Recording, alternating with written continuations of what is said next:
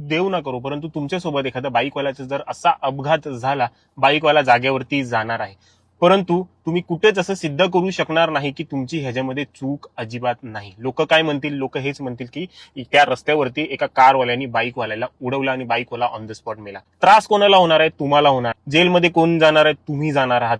वकिलाला पैसे कोणाला द्यावे लागणार? तुम्हाला द्यावे लागणार. आणि कोर्टामध्ये तुम्ही सिद्धच करू शकणार नाही की तुमची ह्याच्यामध्ये चूक नाही. आणि सगळा पैसा, डोक्याला त्रास, घरच्यांना त्रास हे तुम्हालाच भोगावं लागणार आहे.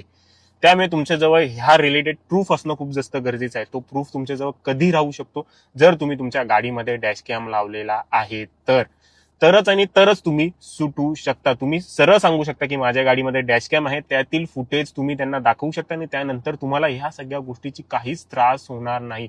परंतु जर तुमच्याजवळ प्रूफ नाही तर अशा वेळेला तुम्हाला अडकवलं जाईल, मुद्दाम त्रास दिला जाईल, पोलिसांना पैसे द्यावे लागतील, वकिलांना देखील.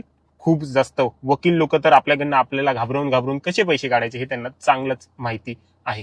त्यामुळे ह्या गोष्टीची काळजी घ्या. तुम्ही जर ड्रायव्हिंग करत आहात तर आताच्या सिच्युएशन मध्ये आपल्याला आपल्या कारमध्ये डॅशकॅम असणं खूप जास्त गरजेचं आहे. कारण की आता इंडिया जे आहे ते टॉप लेवलला आलेलं आहे ऍक्सिडेंटच्या बाबतीमध्ये. कारण की लोक ट्रॅफिक नियम पाळत नाहीयेत, कसेही गाडी चालवत आहेत, त्याच्यामुळे ऍक्सिडेंटच्या बाबतीमध्ये आणि ट्रॅफिक रूल तोडण्यामध्ये टॉपला आलेले आहेत. अशा वेळेला आपल्या गाडीमध्ये डॅशकॅम असणं गरजेचं आहे. हा डॅशकॅम कोणीही लावू शकतो. कारवाला, ट्रकवाला, टेम्पोवाला, कमर्शियल गाडीवाले कोणीही लावू शकतात. 3-4 हजार रुपयासाठी विचार करू नका. देऊ ना करू, परंतु आपल्या नशिबात जर काही खराब लिहिलेलं असेल तर पूर्णतः वाट लागून जाईल. त्यामुळे ह्या कॅमेऱ्यांची जर तुम्हाला लिंक हवी असेल तर आपल्या हायलाइट्स मध्ये तुम्हाला लिंक मिळून येईल. त्यातील तुम्हाला सोयीस्कर कॅमेरा तुम्ही नक्कीच घेऊ शकता किंवा मला डीएम करा, मी तुम्हाला देईन.